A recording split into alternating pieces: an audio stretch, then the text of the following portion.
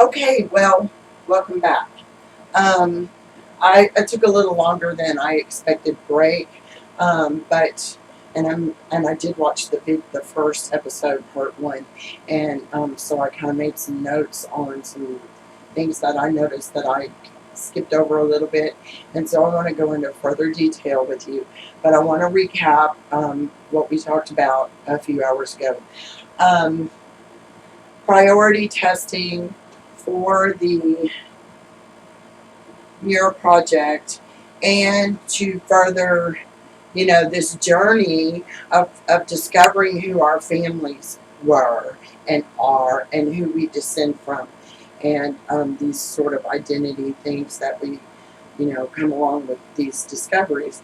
Um, Priority testing is to establish maternal and paternal lines. I'm going to talk about paternal lines first, but before I get started, I do want to remind you that when you buy the handbook at Amazon next year, whenever it's available, hopefully right away in January, um, we will that will pay your membership for 1 year annually. Um, and everything is being built into this so that you can write your information into your book, tear that page out, staple it to your pedigree and your certificate of MT or Y-DNA, instructions on how to join the project at FTDNA if you're not already, and you will mail that back to me, and that will get you on the registers for the handbook. You don't have to join if you don't want to, but your membership is already paid through the cost of the book. So the cost of the good book is going to be a little bit. I mean, we're thinking somewhere around $75. So, but it'll be full of great information. I'm including like things like for census blanks and lots of pedigrees so that you can really work through your DNA matches. Gayelynn is working on the autosomal cousin matches, and so she's going to be having some great charts in there as well. I think I already shared one with you basically earlier today, and it's on the event page, and so you can get a copy of that, print it out. I hope that you did, but surely you need to do that for I think it's episode 3 or 4. We're really going to work on that worksheet, and we're going to use real life examples. I think I'm going to use Vicki Henry, or no, not Vicki Henry, unless I get her things back. Just let me know. But Stacy Ashworth has already agreed to allow me to use hers as an example, and so I'm going to help her work through her mtDNA, and we're going to talk about Y-DNA and how not just your family's Y-DNA is important, but all the family's Y-DNAs are very important. Not haplogroup. Haplogroup is tens of thousands of years old, and it tells us where your founding father, your furthest, most recent forefather, originated from and what his migration pattern was. Because always remember, DNA is simply a study of human migration. So just because you have someone who's born in Africa or their origins is in Africa, that family lineage could have come from England. It's not likely, but it did happen. Excuse me. I think we've only found one case of one family in England, but it happened. There was some Roman soldiers, and some of these border weaver guys were from, but we've looked into that and we've established all of that, and you can find out more information about those Welsh border weavers who were black African soldiers, Roman soldiers, and they were brought up to guard Hadrian's Wall, and they ended up staying, and then they became part of the local history, and then a lot of people, many millennia later, years later, many hundreds of generations later, they have an E haplo from Africa, but they are indicative of the local race of white European. Okay, haplogroup has nothing to do with what your phenotype is, which phenotype is what you look like. All right, I digress. You just have to hang with me. But so when you send in your membership right here, you are also going to be able to access myself and Gayelynn reasonably. I mean, DNA is hard to understand, and sometimes we come across people who have their own ideas, and surely I am one of them. But I'm also not stuck in those because I've watched this science develop, and so we'll be available, on a reasonable basis or whatever. We're not. Anyway, it's at our discretion. This will be included. We will, like for Stacey Ashworth and Vicki Henry, who both go back to some interesting female lines, and they've had their mtDNA done. We're going to sit down and we're going to work them a formal report and a genetic report. And we'll list their matches and how that you can forward your research on your mtDNA lines and your Y-DNA lines that intersect with your family, so that you can narrow the search down. Because a lot of times, and especially with our people, documentation is slim shady when you get to a few generations, and then it's just a complete blank wall, because so many of our progeny forefathers and mothers did not arrive on these shores with Northern European surnames. I'm sorry to say, but it is a fact and a reality of our research that these people inherited their surnames from other ways. And what we are discovering through Y-DNA and mtDNA is how prolific our men were, and as well many generations of passing down a surname, not in the usual father to son sort of way. We're picking it off the mom's line or uncle's line or some guy they liked over there.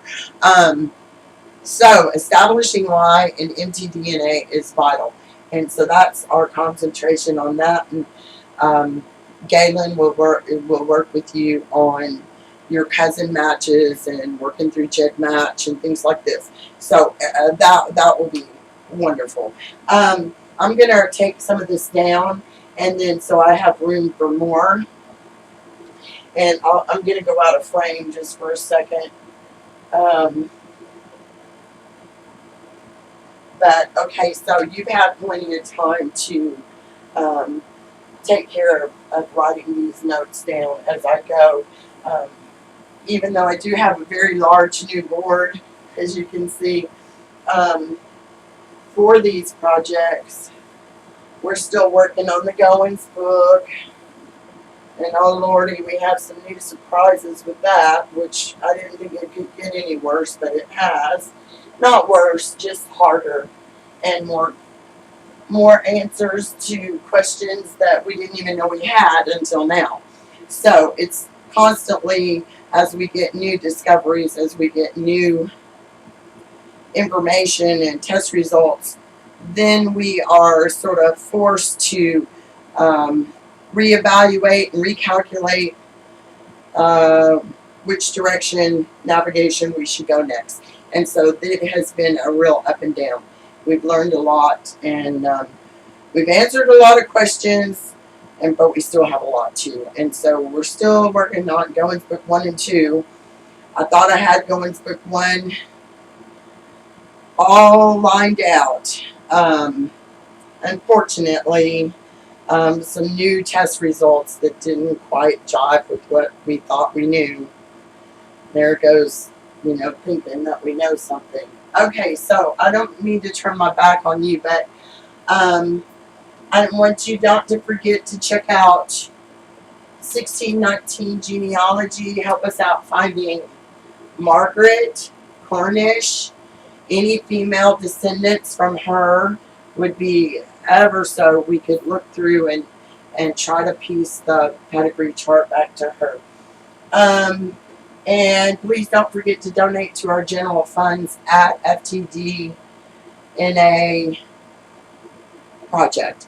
And so that'll be great if you could just give us a little bit, or maybe even pledge to do like $10 or $15 a month. That won't hurt anybody, ain't gonna make or break anybody. So we could really use it. And we kind of feel like if at this stage in the game, if we want to continue asking for your donations, that you will get something in return. And so that's why we're here today. Okay, so we're going to talk about DNA testing. And let me just pull out some notes. All right. We're going to talk about, everybody want a DNA test. I love it. Okay? But don't go flying off and not understanding what test you're taking and why you're taking it. Okay, so I think this is a big marketing thing too. So hang on to your wallets for a minute. If you want a DNA test, the best thing that you can do for yourself right now is ask, what do I want to know about my genetics? Is it a familial thing? Is it establishing lines? You know, some of us hardcore genealogists like myself, you know, hey, I just want to make some tracks, man. I want to move through those as far as I can go. And so, you know, that can be your goal. Now, in our situation with Y-DNA and mtDNA and autosomals and admixtures, which this is basically the same test as this, but because autosomal looks at all of your genome, then they can give their opinion of how common your alleles are in what society that we see those in. However, when you say, a corporation says to you that you are 20% Irish, all right? This is just an example of how I would handle this result. Okay, I'm 20% Irish. Love it. Love the Irish people. I know it's there. A lot of us were Irish indentured. And we came over here as convicts and slaves and undesirables from Europe. And that's something you're going to have to explain, you know, understand as well. DNA is only a study of migration. So if I take this, if I get this sort of result right here, what do I do next with that? I don't go run over here and try to apply it to my genealogy, except through further GEDmatch, looking at your genomes and where you match people, and they've got these little graphs that show you what kind of input you got at whatever chromosome level and that kind of thing. So you really need to look at it. We can pin some of that down like we did Reverend Joseph Willis. First question is, who are the Irish people? Where did they come from? These people had a migration too. So where did the Irish people come from? Well, Scots Irish, which is what a lot of us are, which were the lower class, not elitist royal lines of Europe, Ireland, England, the islands up in there. The Irish people, basically, their migration is from Syria.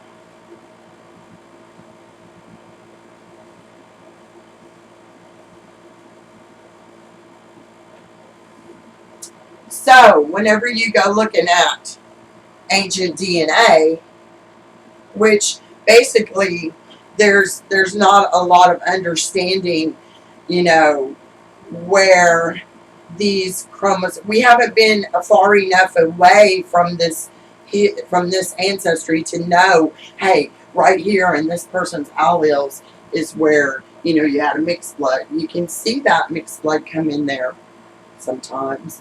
Sometimes it's been long before these shores. And so the Syrian people migrated to Ireland. They were considered the first Caucasians, blah, blah, blah. Arabs are the first Caucasians. And then so I would go into looking at who are the Syrian people. Then there's the Scots-Irish. Who are they? Because obviously they carry some different alleles in their autosomals that say we're just a little bit different from the Irish. I mean, really, to be able to tell that these people would be a Scots-Irish. So, who were the Scots-Irish? Scotta. A tribal people. A tribal people, a pagan people. Scotta was from Egypt.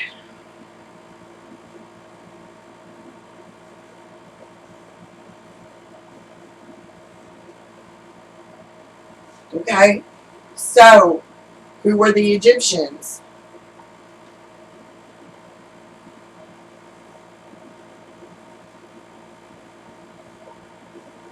They were North Africans. There were many, many shades of humans. So, North African people are like the original mixing, where they just kind of a migration stayed right around that Mediterranean rim. You can have any kind of haplogroup that comes out of that. Okay, so that's where I would go with that, with your autosomals. And this is just for play fun, because when someone says to you you're 20% Irish, Ireland is a country. It is not an ethnicity. What is the ethnicity of the Irish is in terms of DNA, in terms of origin, in terms of migration. So you could have, well, let me talk about this really quick, because this is a really big question that I always get.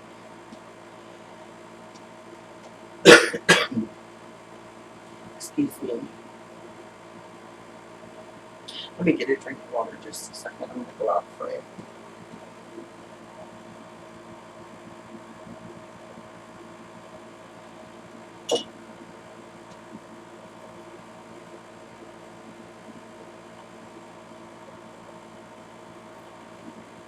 Okay, a question that I get continually about basic race. The basic race, there's some good books out there I would suggest that you would read, and I've got several copies around here, but I think there's one just called Race. And why I got so interested in finding out. Of course, I've been a genealogist since I was like 12 years old. I've been researching the Red Bone people since I was 12 years old. Seriously. I mean, I climbed up in the dome of the Capitol building in Austin for a week during the middle of the summer with no air conditioning, so you can imagine how that felt. But it was well worth it. I loved it.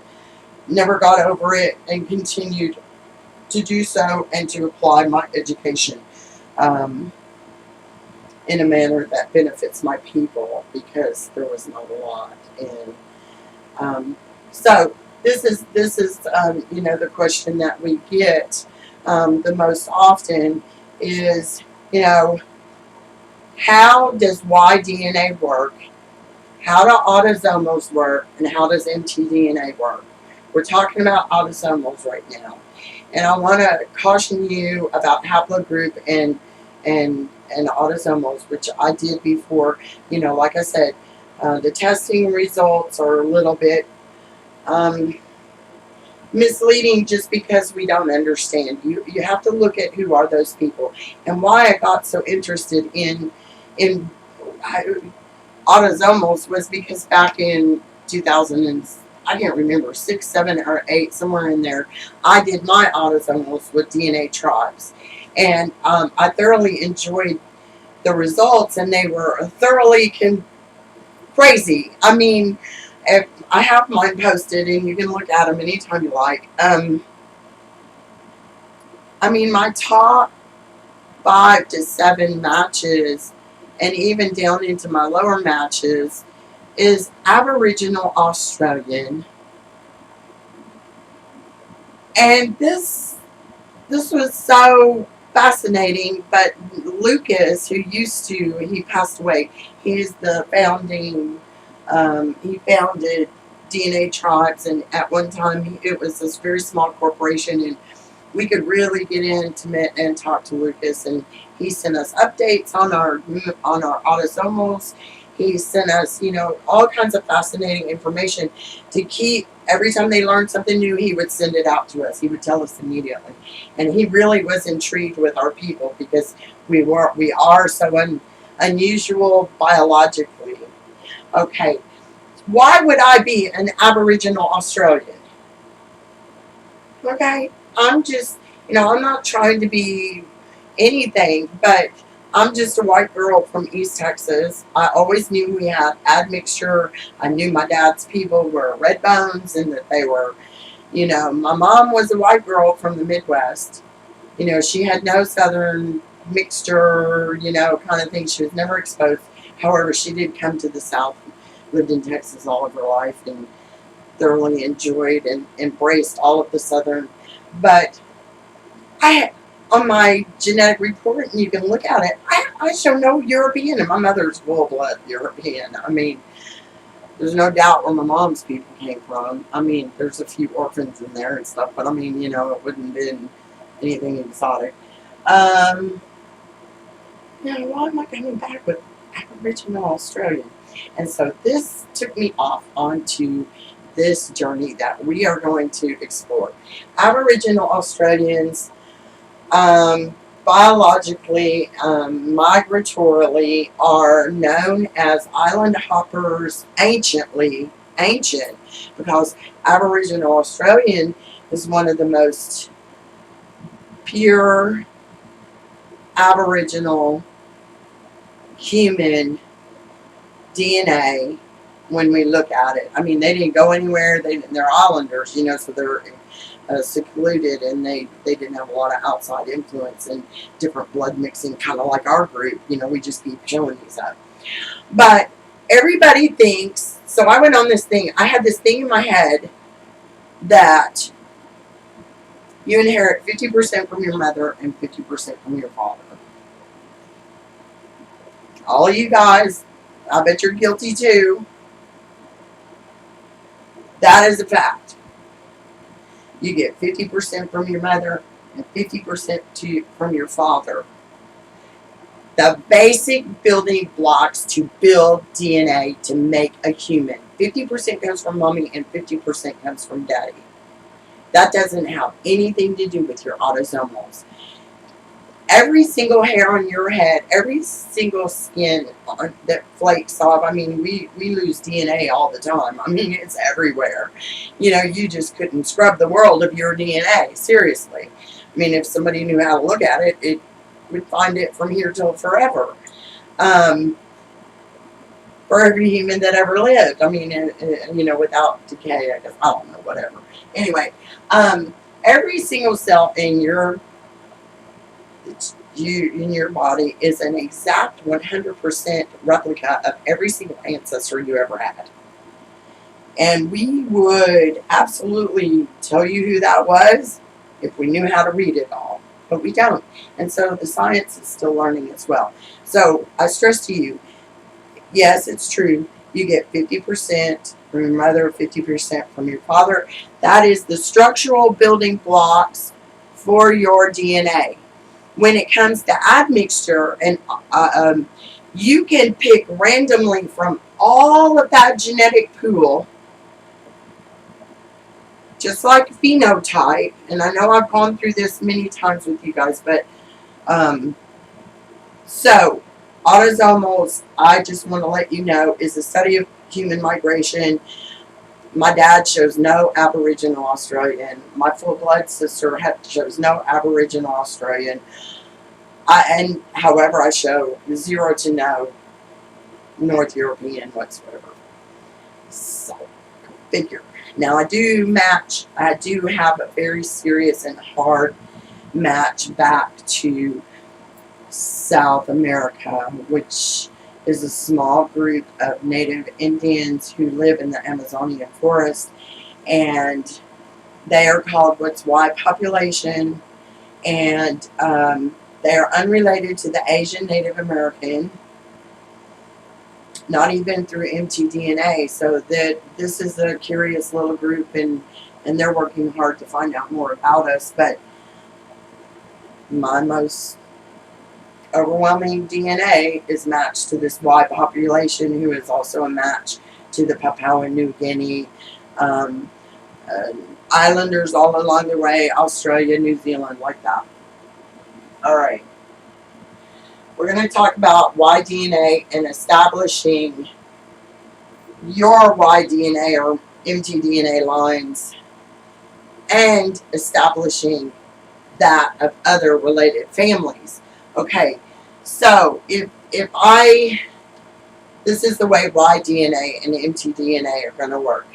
And I want you to get out your paper, and I want you to get a pen, and I want you to work this with me, only fill in your names. Okay, so I'll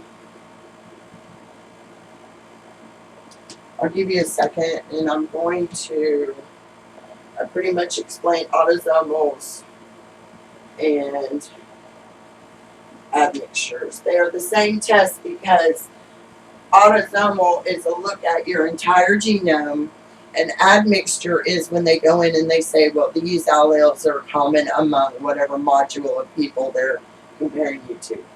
So you need to set your goals of what you want to know about your family. I have a tendency to look at all of our families as a tribal people, and I like to study all of us as a tribal people, because we are. There's 2 requirements that an ethnologist uses to determine if a people are tribal. And one is, did they intermarry? Endogamy. And we can put a big fat yes, because we can actually document our families together for like 600 years. And probably beyond that, if we count like the Pardo stuff, you know, and the Spanish and Portuguese expeditions, which we are definitely in there, plus our indigenous blood. So it's interesting. Okay, so I hope you have your paper ready. And what we're going to do is we're going to work a Y and an mtDNA line. How you determine how your DNA results are going to come back for you for Y DNA and mtDNA. Now, remember, Y DNA is passed father to son unchanged for tens of thousands of years. When you get your certificate, they will give you numbers called DYS numbers.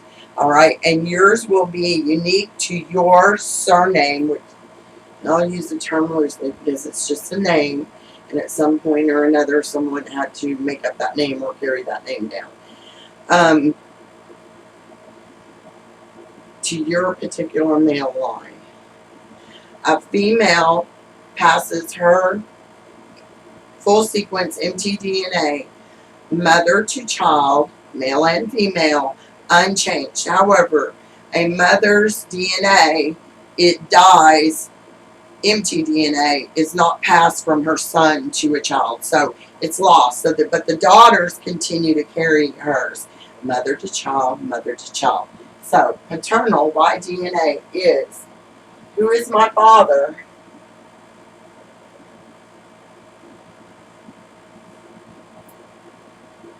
Who was my father's father?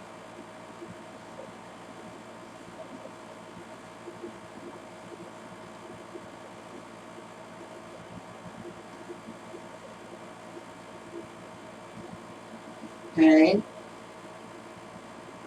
And then let me clear some of this board some more. I'm sorry. I'll take this off. Up here.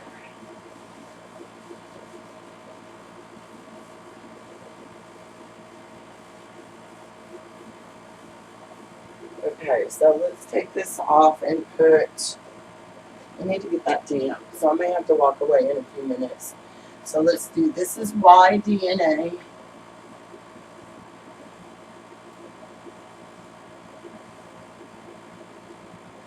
All right.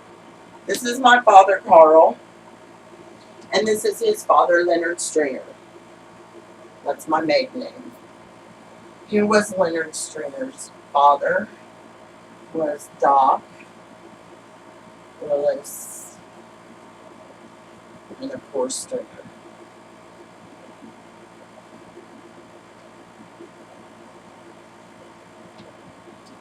And then who was Doc Willis's father? It was John Samuel.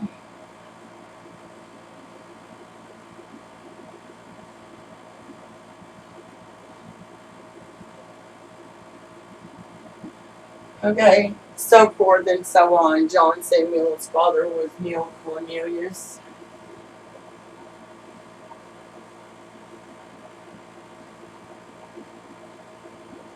Stringer. And who was Neil Cornelius' Stringer? Father was Zachariah. All the way up till you can't go no more. So,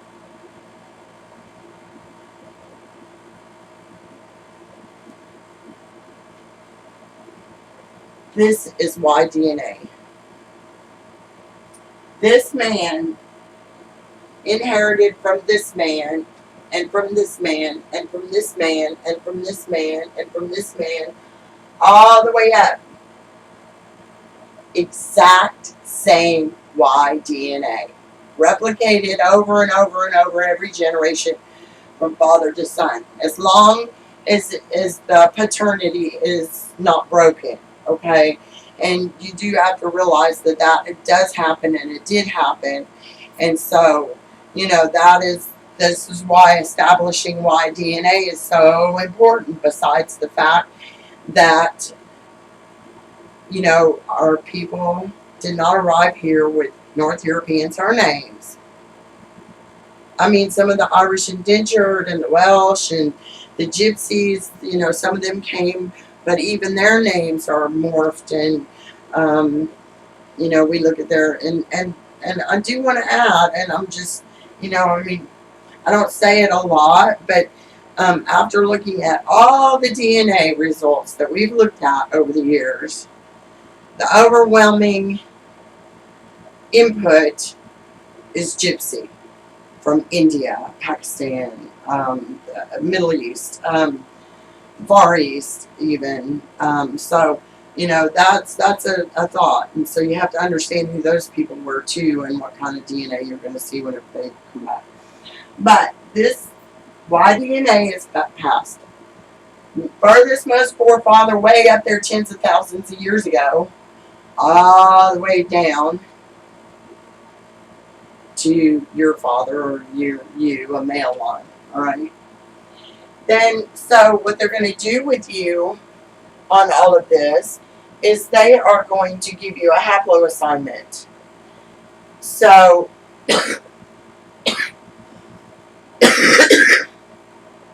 all haplo assignment is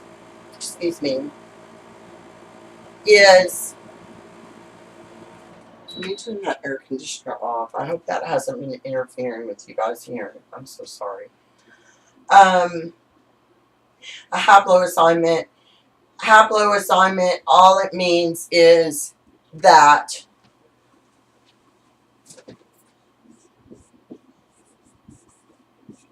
furthest most forefather tens of thousands of years ago came from this geographic region. Right? So and listen, we run into trouble too, because another thought, the second myth known about DNA is that, you know,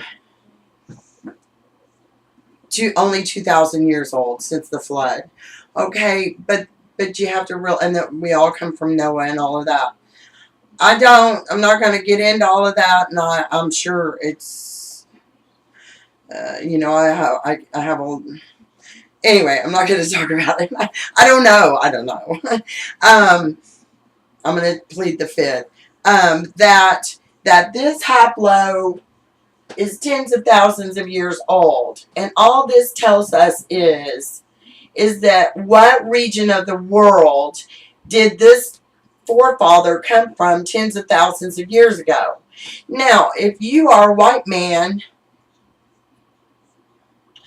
and you return with an E haplo, well, let me tell you, my father's line is not. It's Irish. It's R1B1, whatever. It's like the most common Irish, whatever. And we know this line came to Jamestown, married into the Pocahontas grandchildren, females, and we know where this, and then they got mixed up with the Mingo Indians in the North and South Carolina, and then they were over in Coweta in Alabama, and so they were a really crazy group, but they absolutely, haplo is white, Irish, indentured, I'm sure. Okay, so, but say that you are a black man, and you return with a haplo. I mean, for all intents and purposes, like I said, race does not exist. And this is why. Because if you return with an E haplo, and you're a white, let's say you're a white man, and you return with an E haplo, that means that your furthest most forefather was from Africa. Most recent forefather was from Africa. And you're just going to automatically assume, and a lot of professionals have up to this point, just automatically assume that means black African. There's Africans are every color, really. I mean, you have certain geographic regions, sure, that are going to be sub-Saharan, what we think of as black African. And so they're going to automatically assume a slave ancestry, which in some of our cases, that's true. But you can be any haplo in the world. And all that tells me is that how did your family get from here to here? They had a migration, and Y-DNA, those little DYS numbers up there, tell us a specific region and locations where they moved to, basically. So if you have your Y-DNA done, and Joe Sweat has his done, and your name is Joe Johnson and his name is Joe Sweat, and all of a sudden, you know, you're related, you're first cousins or whatever, and all of a sudden you guys do your Y-DNA and you're like, whoops, we're the same people. We're the same dude. You know, we're the same. We came from the same furthest progenitor, right, who had an E haplo. But by all intents and purposes, you are now a white male. So, haplogroup has nothing at all to do with what your phenotype is and what you look like. So, what I'm saying is the DYS numbers associated with these surname lines, above and beyond haploassignment, is really important to establish paternal lines. So, when I get this man's Y-DNA test done, regardless of surname, I'm going to be honest about that, is that regardless of surname, these men could be, because you have paternity issues, you know, over many hundreds of years. You also have illegitimacy issues, you know, that happen. And we think, we were actually kind of sure that's what happened. But here was that we lost it. We don't know how this Stringer woman gave her name to some of the children. So it was kind of a strange deal. But these men's Y-DNA, not their haploassignment, their DYS numbers. And I put up examples. You can look. Certificate of Y-DNA gives you your DYS numbers, and these are only indicative of this furthest progenitor's line of males. Okay, if that wasn't hard enough,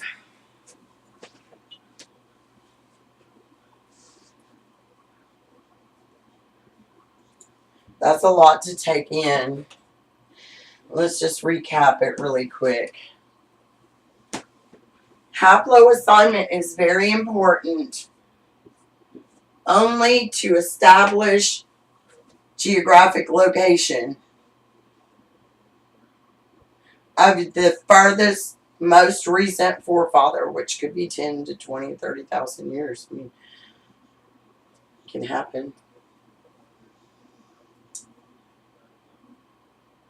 That DYS numbers are passed from that. You may have some genetic drift.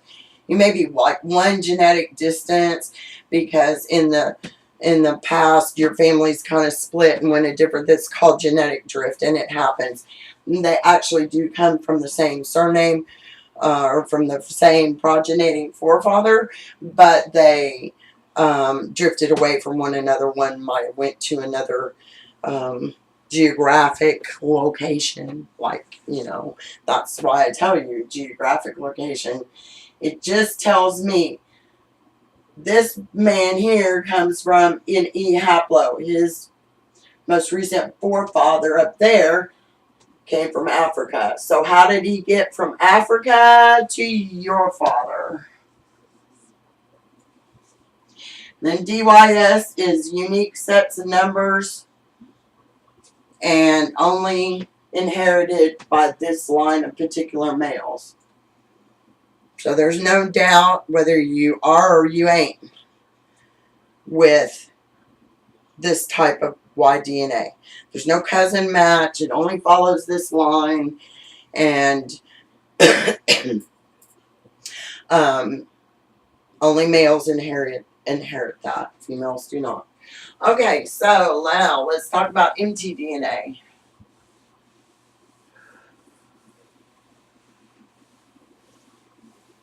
I also want to talk to you about, whenever we get a good understanding of this,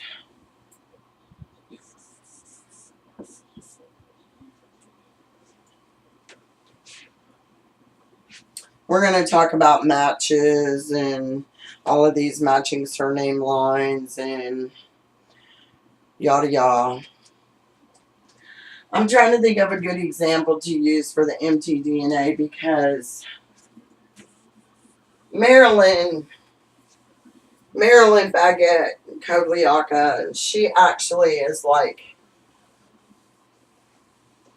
we've traced her mtDNA around quite a bit, and I guess I use her. She won't care.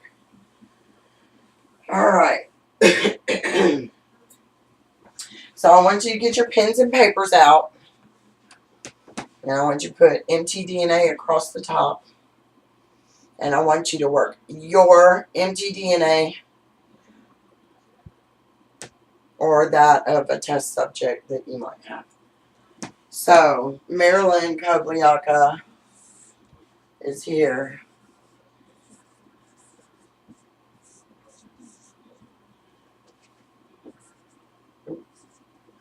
Marilyn. She's a baguette. Her father was a baguette.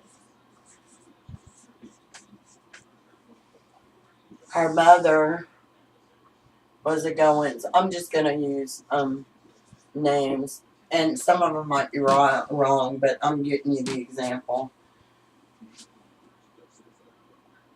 I think, yeah, well, she was Alberta, but I'm just going to put A. So, you know, she... Okay, and Alberta's mother was Arnetty Ledworth.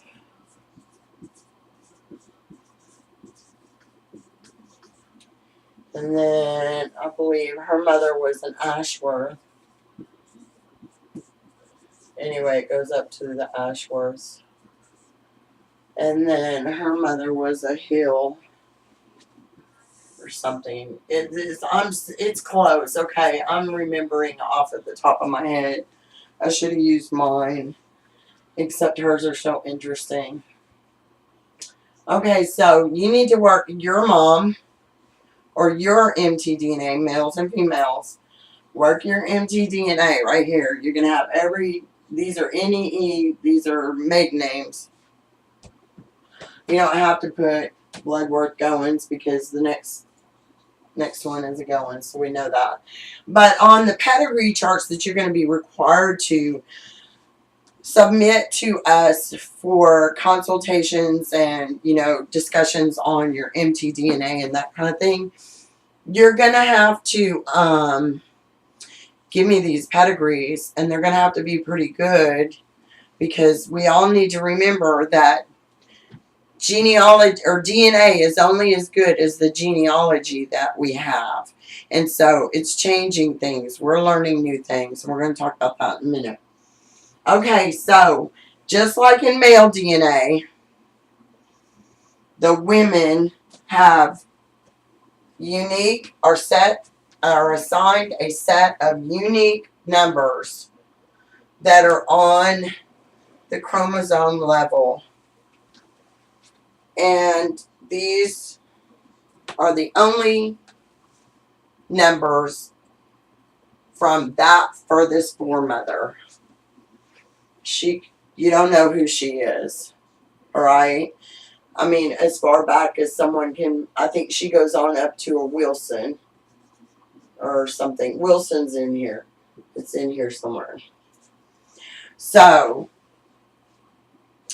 these particular numbers that are assigned to, just like the DYS numbers, and I'm trying to remember, I forget what they're called. They're the equivalent of a DYS number.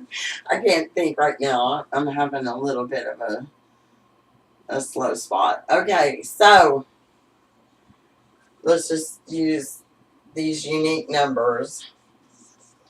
And this is your mtDNA certificate.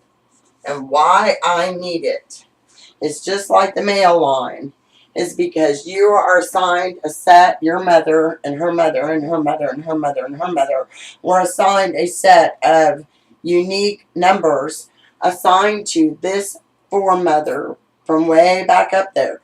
And so she would have a haplotypes as well. But these numbers, whatever they are, 12, 14, I mean, they're, in fact, I think with women it's just like A, C, T, and G, I think. It's not like the male DYS numbers. I'll think of it before I get off of here. But these are going to be unique numbers only assigned to this furthest foremother. But her clan is her haplo. So she may be clan, let's say clan J, which is her haplo assignment. Haplo J, what does that mean? Haplo J is the Near East. So this foremother originated in the Near East. And so you have to follow the Near East all the way back to Calcasieu Parish, Louisiana. How did this mother get from here to here? Well, when you have your mtDNA, and just like your male DNA, you're going to be your numbers, your unique set of number building blocks for your genome, your female genome, is going to be compared to a huge database of other people who have tested mtDNA.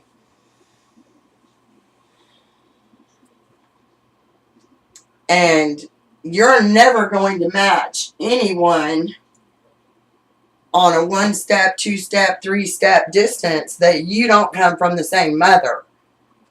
Okay? So, when Marilyn did hers way back in the day, I'm going to have to dampen this cloth in a minute, but I'm going to come back. I'll be right back. Just take a quick break and take a breather. And please post questions if you have questions. But we're going to talk about Marilyn's. I've got to dampen this rag so I can clean it off and work some more on this board. I'll be right back. Just a moment.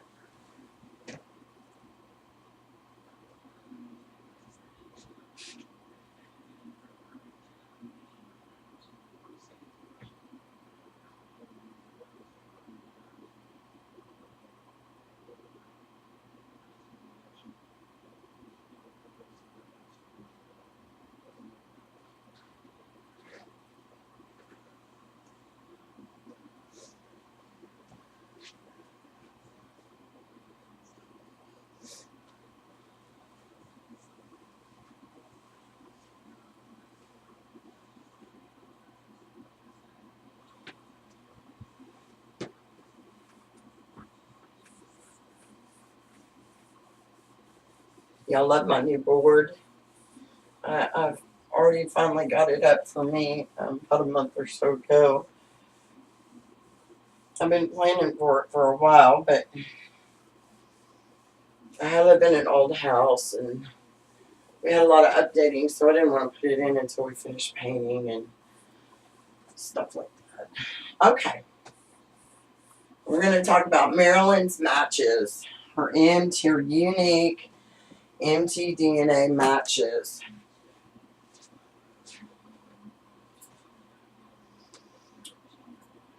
Marilyn was kind of lucky, which some of us are and some of us aren't. Okay, she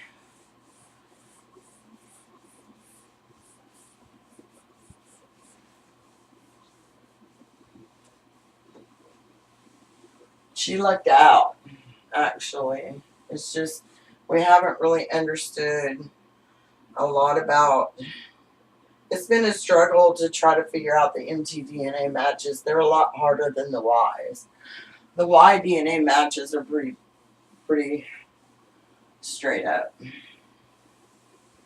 But mtDNA, because they jump surnames on these shores, it's kind of hard to track them. A lot of them have very exotic or somewhat exotic haploassignments, so you know that they were mixed ethnic.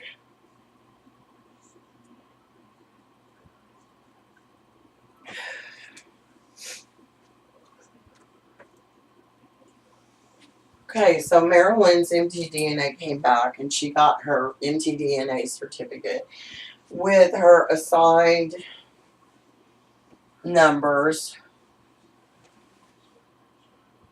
I still can't think of them, but I will in a minute. And y'all probably chiming in going, it's this, Stacey. I'm sorry. But you're going to get an mtDNA certificate is going to have a set of these numbers. And I think they're letters, actually. A, C, T, and G. And if you get put into the database and you're lucky enough to get some hits, full sequence hits are just splendid, because a full sequence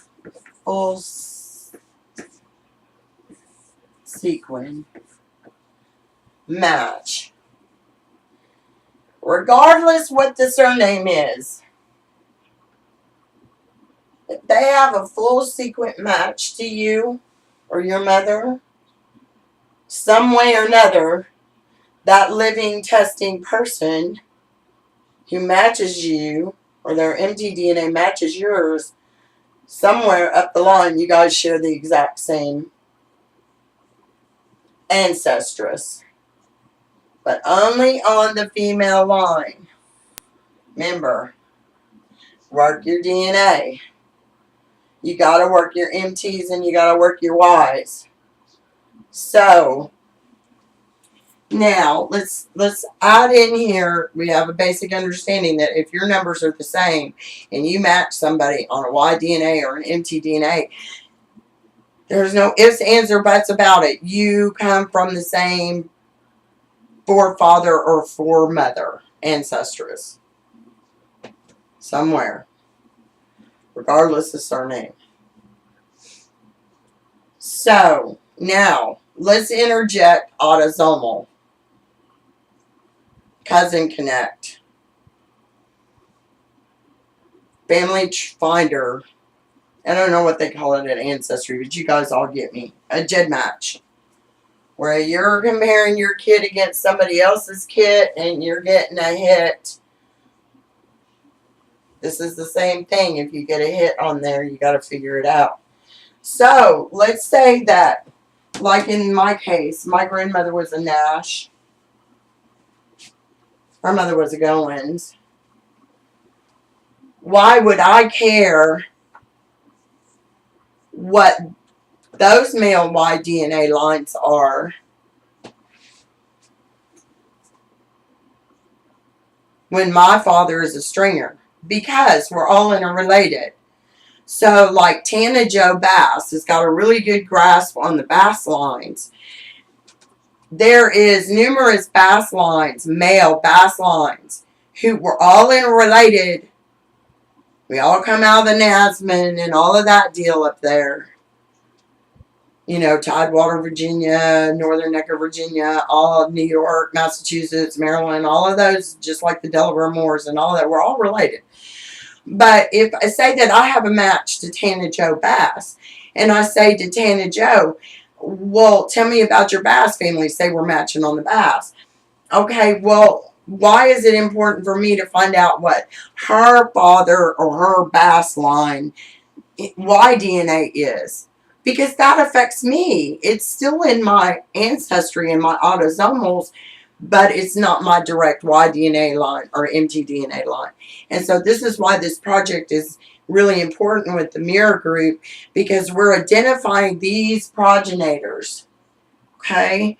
And we're saying, even though the red bones are so heavily interrelated, right now we have 3 Perkins,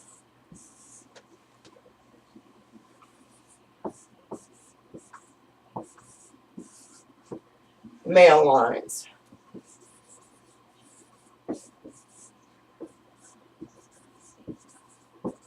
So far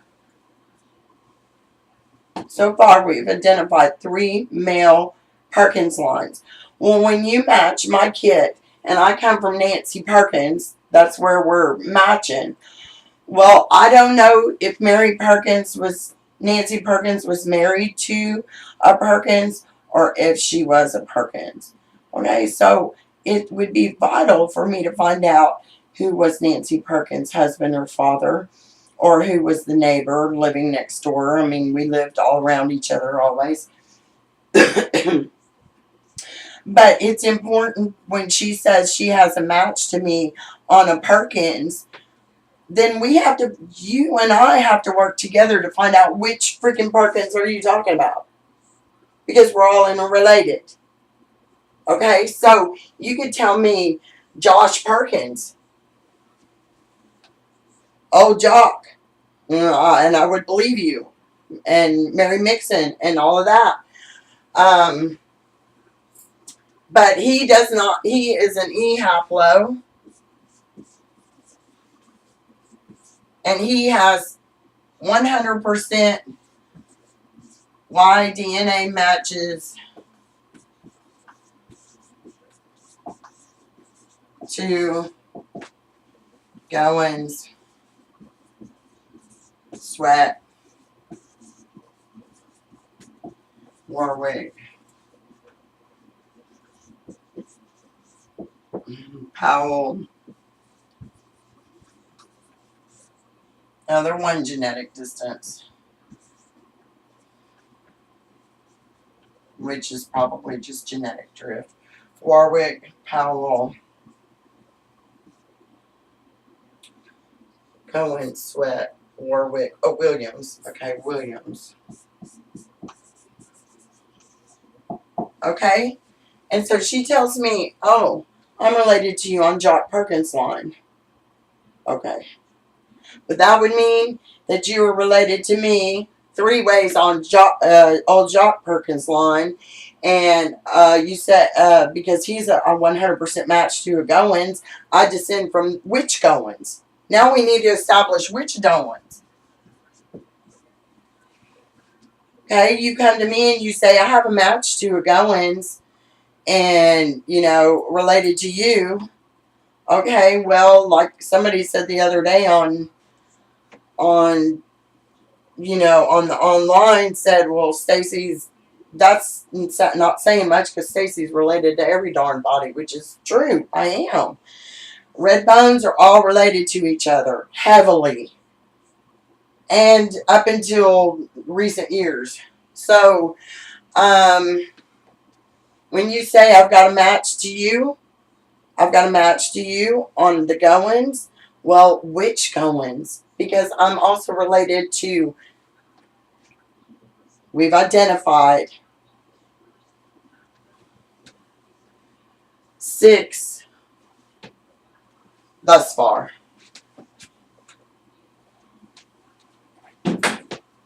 6 Goins lines. All separate males.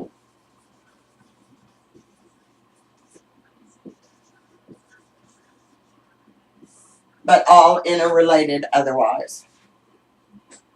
Okay, I'm going to have to stop this for the day. I do take care of my dad, and he's having a little bit of difficulty out here. I may come back and do some more. Otherwise, we'll pick it up next week. We're going to have 5 of these. Thank you so much for sitting in and listening to me and working through this. Please post any questions that you have, or perhaps you would like to make some comments on a better way to present things. I'm always open for that. Maybe I don't, could explain things a little easier for someone. If you're having difficulty keeping up or understanding, just let me know and I'll work on explaining better. Thank you, Josh, Gayelynn, Catherine, everybody at the MEHRA group. I love you guys, and we'll see you next week. Or maybe later. I don't know. Okay.